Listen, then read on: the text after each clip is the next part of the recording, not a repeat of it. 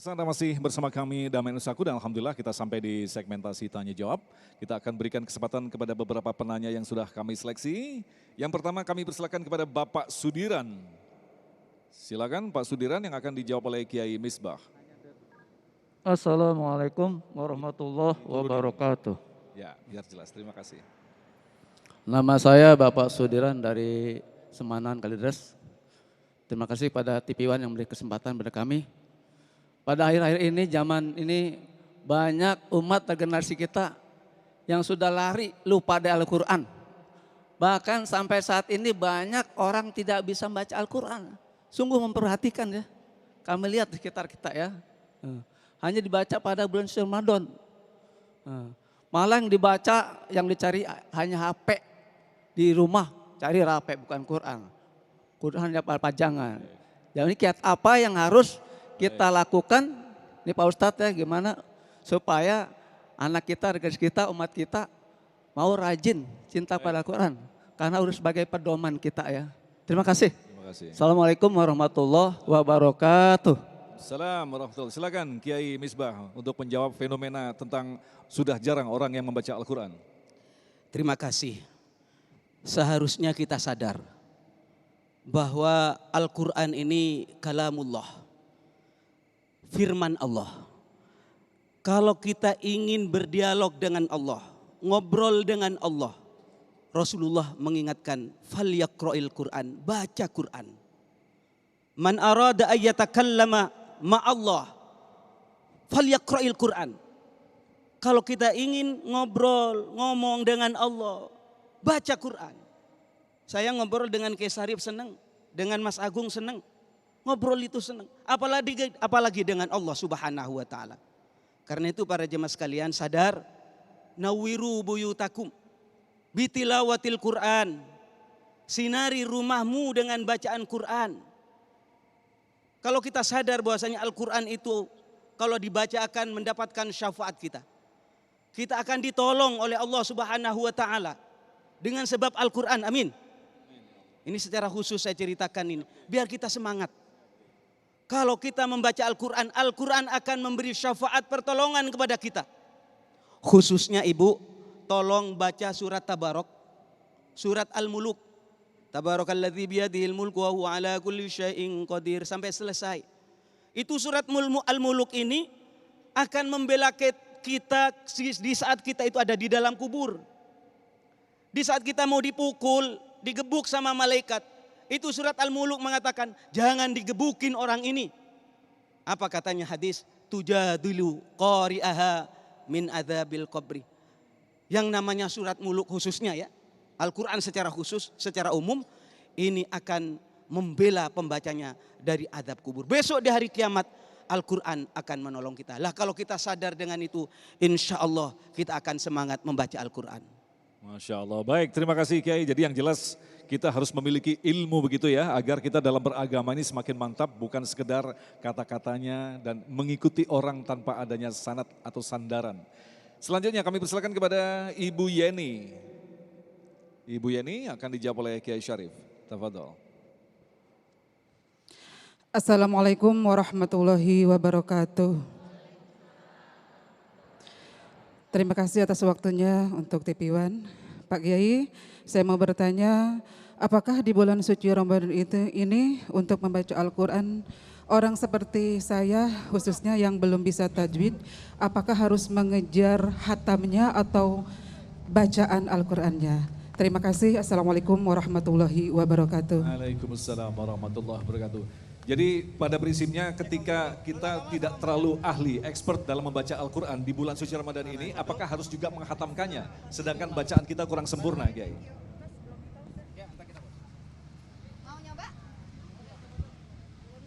Ya ayyuhal muzammil qumil laila illa qalila isfahu abinqus minhu qalila aw zid alaihi warattilil qur'ana tartila. Hai orang yang berselimut, bangun malam hari, boleh melek tapi sedikit saja, boleh tidur sedikit saja, setengahnya atau tambah daripadanya atau kurang daripadanya. Warattilil Qur'ana tartila, bacalah Al-Quran dengan tartil. Jadi yang penting baiknya, bukan khatamnya. Jangan ngejar setoran 30 juz tapi bacanya tidak tartil, Allah tidak suka. Bacaan ada 3, ada tartil, ada tadwir, ada hadr. Tiga-tiganya sah, tapi yang terbaik ada tartil. Tajwidul huruf wa ma'rifatul wuquf. Pengucapan hurufnya jelas dan tahu tempat istirahat berhentinya di mana. Bagaimana kalau bacaan saya ini masih jelek? Kata Nabi, wa huwa yatata'u falahu ajroni. Orang yang lancar baca Quran ma'as safaratil kiram bararah, akan bersama malaikat safarah kiram bararah yang mulia. Tapi orang yang tersendat-sendat bacaannya belum lancar, dia maksa baca, 2 pahalanya. Tapi jangan dipahami, mendingan bodoh terus nih gue begini, pahalanya 2, bukan. Nanti dia akan diazab gara-gara malasnya. Wallahu a'lam bishawab. Nah Kiai, artinya para penghatam ini memang udah levelnya memang udah sempurna sekali untuk menghatamkan. Bahkan ada Imam Syafi'i dalam 1 bulan bisa menghatamkan berapa kali. Artinya kita untuk mencapai itu perjalanan panjang dulu Kiai ya. Panjang. Kita harus menyempurnakan bacaan itu Betul. Kiai. Sepanjang kita masih membaca Al-Quran, orang khatam 30 juz dengan cepat bacanya, kita pelan tapi habis waktunya sama, saya yakin pahalanya sama. Dia pahala dengan kuantitasnya, kita dengan kualitasnya. Jadi kita jangan kesusu lah, ya kan, walaupun ibu-ibu jangan kesusu. Pikiran yang ngeres nih. Tetap apa? Jadi sabar, ibu-ibu berbanggalah ya, berbangga. Masih punya kemauan, keinginan untuk bisa baca Quran. Soal tidak lancar enggak apa-apa. Bisa kulhu tok saja sudah baik. Aku bisanya kulhu doang, ulang-ulang baca kulhu. Nabi juga pernah dilapori sahabatnya, ya Rasul ini orang sholatnya kulhu terus bolak-balik kulhu meneh. Kenapa? Aku cinta dengan dia. Cintamu pada kulhu mengantarmu masuk surga. Allahu Akbar. Udah kulhu aja deh. Nah Kiai Misbah, kalau kita mencermati pertanyaan dari Bapak Sudiran tadi, ini patut untuk kita elaborasi. Kalau kita perhatikan negeri ini kan tidak kurang dengan lembaga-lembaga pendidikan Al-Quran, kemudian tahfiz dan lain sebagainya. Nah ini lantas kesalahannya di mana? Masih aja ada orang yang jauh dari Al-Quran. Letak kesalahannya di mana? Artinya kan mereka tidak punya alasan, wah saya nggak ada yang ngajarin ngaji, kan tidak mungkin Kiai. Mas Agung, bahwa kita bisa melakukan sesuatu karena kita punya keinginan. Keinginan itu timbul karena ada pengetahuan. Baru kita melakukan tindakan. Dalam hal ini saya tekankan, pahami bahwasanya betapa besar pahala bagi orang yang membaca Quran. Bahkan Rasulullah menyampaikan, khairukum man ta'allamal Qur'ana wa 'allamahu. Orang yang paling baik di antara kamu sekalian ini adalah orang yang mau belajar Al-Quran setelah tahu mengajarkan Al-Quran. Belajar dan mengajarkan Al-Quran. Kalau ini kita sadar, maka insya Allah Al-Quran yang sebagian orang mungkin tidak paham, Al-Quran sebagian yang tidak bisa baca, ini terkikis sedikit demi sedikit. Ini Mas Agung harus kita sadari juga, saya sedikit ingin menyampaikan betapa Al-Quran itu ijaznya diantaranya adalah Al-Quran itu para jemaah sekalian kalau disentuhkan dengan fenomena alam itu selalu sinkron. Saya pernah membaca surat Ar-Rahman.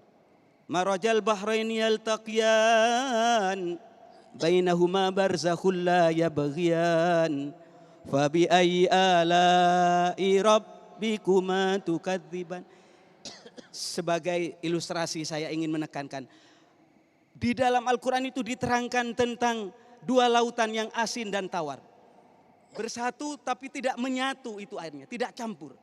Itu Mas Agung, para jemaah sekalian, diceritakan 1400 tahun yang lalu.